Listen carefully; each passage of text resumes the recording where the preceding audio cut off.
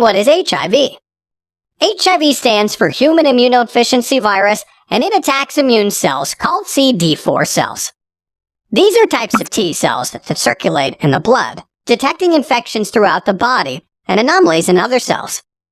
HIV targets and infiltrates CD4 cells, using them to create more copies of the virus. In doing so, it destroys the cells and reduces the body's ability to combat other infections and diseases. This increases the risk and impact of opportunistic infections and some types of cancer. Without treatment, the infection might progress to an advanced stage called AIDS. AIDS stands for Acquired Immunodeficiency Syndrome. Doctors identify AIDS as having a CD4 count of fewer than 200 cells per cubic millimeter. Also, they may diagnose AIDS if a person has characteristic opportunistic infections, associated types of cancer, or both. When a person with HIV does not receive treatment, AIDS likely develops as the immune system gradually wears down. However, advances in antiretroviral treatments have made this progression to AIDS increasingly less common. In 2018, more than 1.1 million people were living with HIV in the United States, and 6,000 deaths were related to AIDS. One of the main causes of HIV transmission is anal or vaginal intercourse without using barrier protection, or without taking pre-exposure prophylaxis. Another main cause of HIV transmission is sharing equipment for injecting drugs. Less commonly, HIV transmits to babies during pregnancy, childbirth, or breastfeeding. Also, there's a chance of transmission in blood transfusions, though the risk is extremely low when blood donations are effectively screened. Some people with HIV have no symptoms for months or even years after contracting the virus. Partly because of this, 1 in 7 people with HIV in the United States does not know that they have it. Around 80% of people with HIV develop flu-like symptoms around 6 weeks after contracting the infection. These symptoms are collectively called acute retroviral syndrome. Early symptoms of HIV may include a fever, chills, sweating, particularly at night, enlarged glands or swollen lymph nodes, weakness, pain including joint pain, a sore throat, thrush or a yeast infection, unintentional weight loss with advancing HIV. After the symptoms of acute retroviral syndrome resolve, many people go on to experience no HIV symptoms for years. While they feel well and appear healthy, the virus continues to develop and damage the immune system and organs. The slow process can continue for around 8-10 years. If a person with HIV does not receive effective treatment, the virus weakens the body's ability to fight infection, exposing it to serious illnesses. When CD4 cells are severely depleted at fewer than 200 cells per cubic millimeter, a doctor can diagnose AIDS, which is sometimes called stage 3 HIV. Symptoms of AIDS can include blurred vision, a dry cough, night sweats, white spots on the tongue or mouth, shortness of breath or dyspnea, swollen glands lasting for weeks, diarrhea, which is usually persistent or chronic, a fever of over 100 egg-F, 37 egg C that lasts for weeks, continuous fatigue, unintentional weight loss. A person with AIDS has a significantly increased risk of developing a life-threatening illness. Without treatment, people with AIDS typically live for around 3 after the diagnosis. However, by taking other medications alongside HIV treatment, a person with AIDS can control, prevent, and treat serious complications.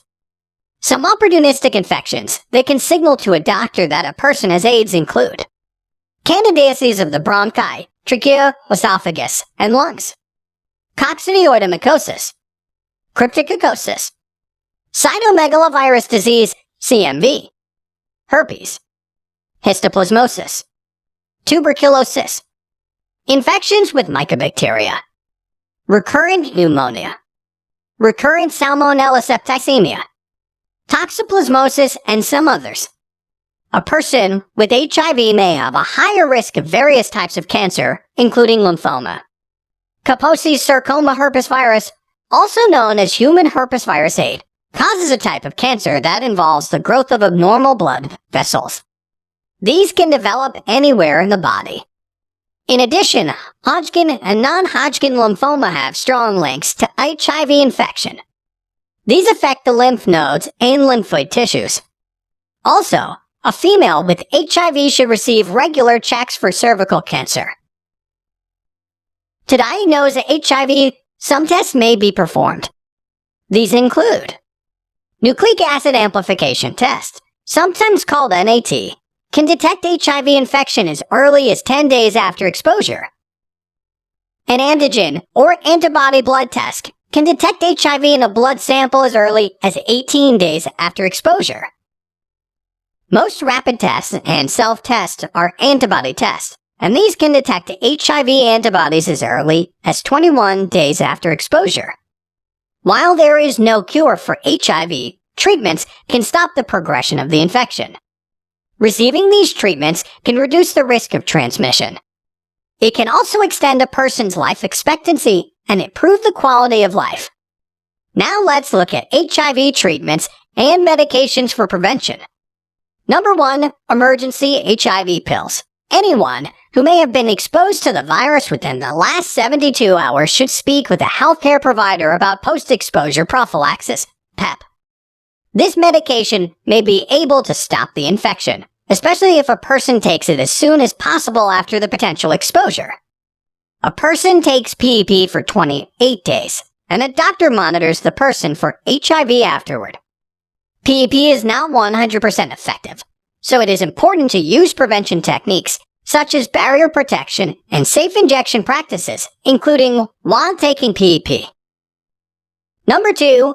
Antiretroviral drugs. Treating HIV involves taking antiretroviral medications, which fight the infection and slow the spread of the virus. People generally take a combination of medications called highly active antiretroviral therapy or combination antiretroviral therapy. A person might refer to the approach as HART or CART, respectively. There are many types of antiretrovirals. Let us discuss each of them one by one. Protease inhibitors. Protease is an enzyme that HIV needs in order to replicate. These medications bind to the enzyme and inhibit its action, preventing HIV from making copies of itself. Examples of protease inhibitors include atazanavir and cabazistat, lopinavir and ritonavir, darunavir and cabazistat. Integrase inhibitors. HIV needs integrase enzyme to infect T cells, and these drugs block the enzyme. Due to their effectiveness and limited side effects, these are often the first line of treatment. Integrase inhibitors include elvitegravir, dolutegravir, raltegravir, nucleoside and nucleotide reverse transcriptase inhibitors. These drugs, also called NRTIs or nukes, interfere with HIV as it tries to replicate. Types include abacavir, lamivudine and zidovudine, emtricitabine, tenofovir disoproxil. Some other less common medications include 1. Non-nucleoside reverse transcriptase inhibitors. 2. Chemokine coreceptor antagonist. 3. Entry inhibitors. People often benefit from a combination of antiretroviral drugs, and the right combination depends on factors specific to each person. Each class of antiretrovirals has different side effects, but some common ones include nausea, fatigue, diarrhea, headaches, and rashes. The following strategies can prevent contact with HIV. Using barrier protection. Using safe injection practices. Avoiding exposure to relevant body fluids. Thanks for watching.